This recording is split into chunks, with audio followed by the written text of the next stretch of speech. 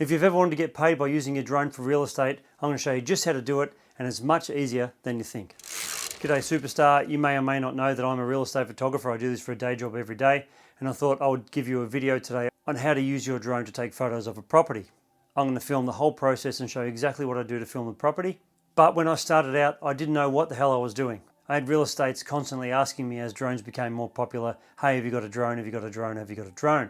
So I bought one as quick as I could and then decided I better start doing this so I can earn money with it. And I did, I earned money straight away. But I made heaps of mistakes like not taking enough photos, not being at the right altitude, editing mistakes, everything I could possibly think of. I made that mistake when I started. So I'm doing this video to show you how to do it without making the same mistakes I did. I'm going to record the whole process from start to finish on how to take photos for real estate with your drone. I have a Mavic 2 Pro drone, I've had it for a few years.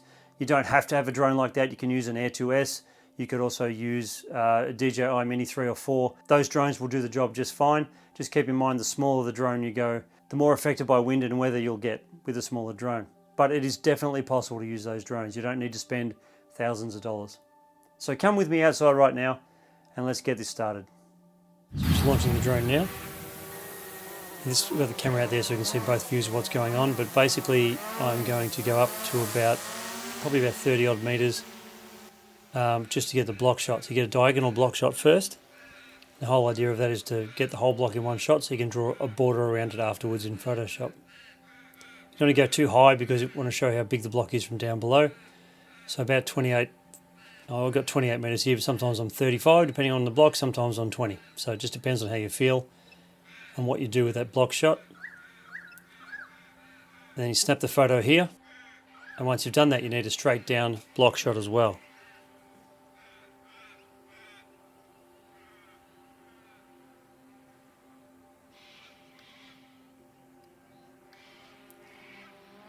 So we're going directly above it now, we've got the camera facing directly straight down, and you've got to go a bit higher to make sure you get that whole block in. Now, how high you go depends on how big the block is. In this particular case I'm 55 meters, so that's good enough. You line up as straight as you can so you've got less work to do in Photoshop. Take your photo, and I usually go to the front of the property just because it's habit and you can always remember where you are with the drone. I go up to about 85 meters.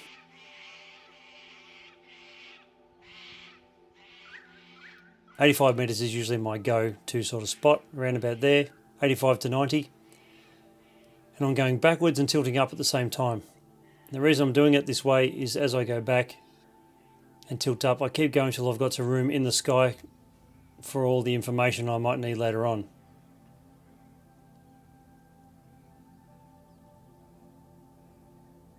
So now I've got a bit of sky, so I can put labels in the sky of all the locations I'm going to get. And the whole idea is to fly around, keeping the house in the middle. When you stop, you take a photo. Now I've got 5 bracketed shots that I take off, and then you roll around, take your photo, and you keep going around taking your photos.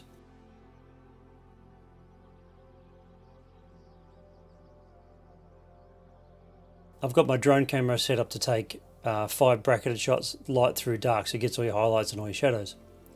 It's called exposure bracketing on your drone settings. Every time you see the green blocks here is where I should be taking a photo. Now I only go around a little bit at a time. I want to make sure all photos overlap so you get a perfect circle of photos if you ever need it. The reason I do it this way is originally I would sit at home and work out on Google Maps or Google Earth where the best locations were, like where the most schools and most shops were and so on.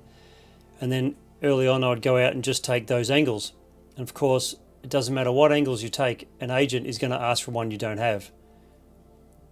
And just by trial and error and learning from my mistakes, I worked out that this is the best way to do it. You just go around, you take photos of every part of the location of the block from every angle. I'm just firing off 5 photos every time I hit that green button. Make sure you're in focus. Obviously, most drones focus automatically, but if it doesn't, you'll have to touch the screen. As you can see, the house is still in the middle, so I'm just going around and around and around.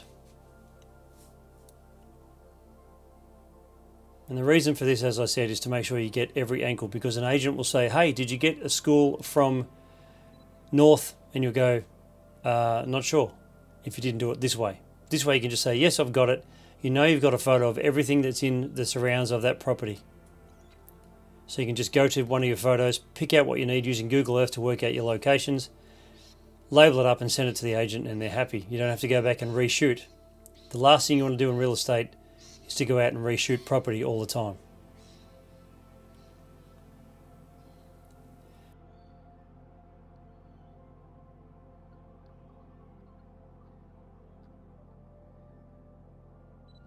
Always make sure you keep the drone in complete line of sight. You can look at your screen briefly to see where your position is, but make sure the drone is in line of sight.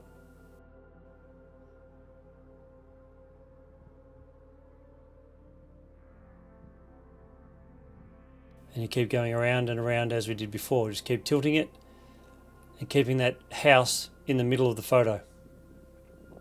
Hit your focus, fire your shot.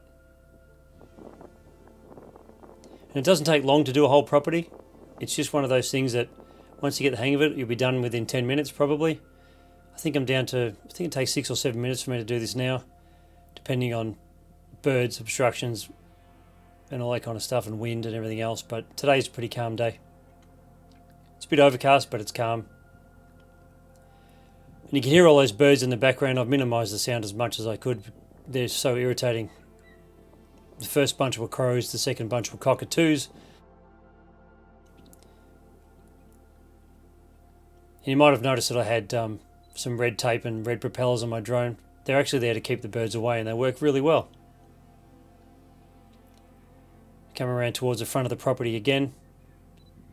Now, if you are in a position where you can't see the drone because of trees and so on, then you have to move into a better position to see where the drone is. Remember, always keep it in line of sight. Coming around to the middle now. We've kept the altitude pretty much the same the whole time. Take your photo. And we're just about where we started. I always take a photo at the end from pretty much where I started, just so I double up on that shot, and just in case sometimes I forget to do the one at the start. Which doesn't happen often, but it does happen. Now I'll just fly it forward straight to the property. I can see the drone because it's directly in front of the property.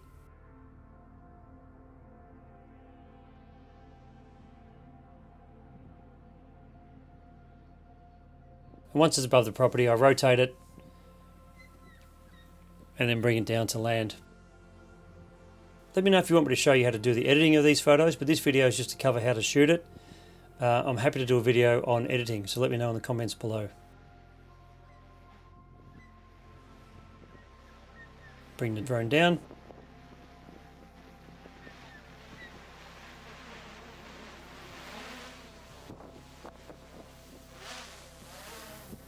And here we are in front of the camera again.